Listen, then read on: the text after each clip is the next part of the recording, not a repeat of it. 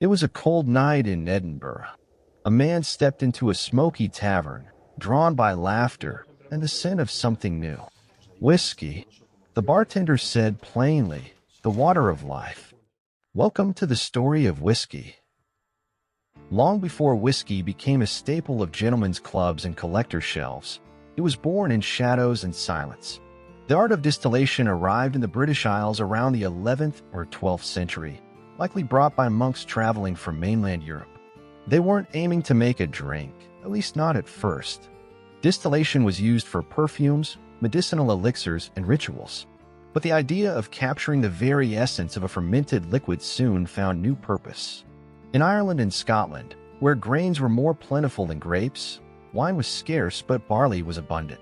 The monks adapted their knowledge and began distilling barley-based spirits. The Gaelic term wist bitha, meaning water of life, eventually evolved phonetically into the word we know today, whiskey. As the centuries turned, whiskey left the cloisters and entered everyday life. By the early 16th century, it had become a household drink in the Highlands and Irish countryside, cherished for its warmth and shelf life. Unlike beer, whiskey could be stored for long periods and even improved with age, making it ideal for trade. It became not just a drink, but a part of seasonal life, produced after the harvest, shared during the winter. With popularity came regulation.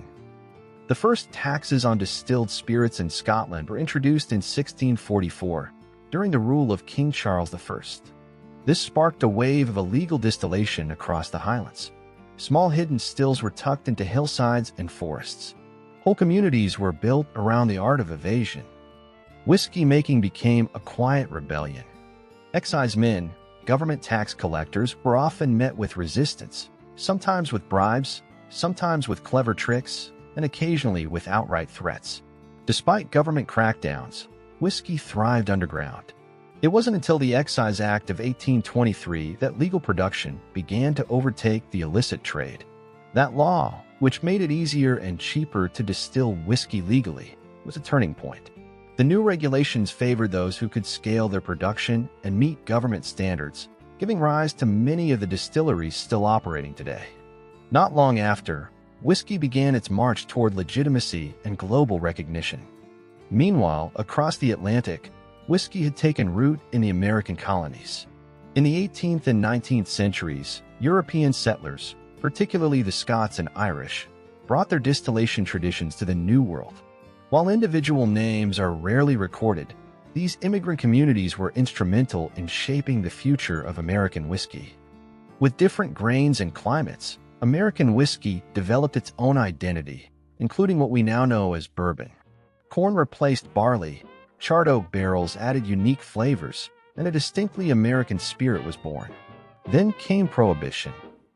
In 1920, under President Woodrow Wilson, the United States enacted the 18th Amendment and the Volstead Act, banning the manufacture and sale of alcoholic beverages. But rather than killing the whiskey industry, the ban drove it underground once again. Speakeasies, bootleggers, and smugglers kept whiskey alive and added a layer of mythos to its name. Some distilleries received government permission to produce medicinal whiskey, ensuring the drink never fully disappeared. Elsewhere, whiskey was spreading fast. In Japan, the first commercial whiskey distillery was established in 1923 by Shinjiro Tori, founder of Suntory. He hired Masataka Taketsuru, a man who had studied the art of whiskey making in Scotland and brought its techniques back to Japan. Slowly, a uniquely Japanese style emerged, refined, balanced, and globally admired. Whiskey, once confined to the misty valleys of Scotland and the abbeys of Ireland, had become a global traveler. From royal palaces to frontier saloons, from smugglers' trails to modern tasting rooms, it evolved but never forgot its roots. Today, whiskey is made and loved across the world. But its soul still belongs to the hills, the fire, and the people who first called it the water of life.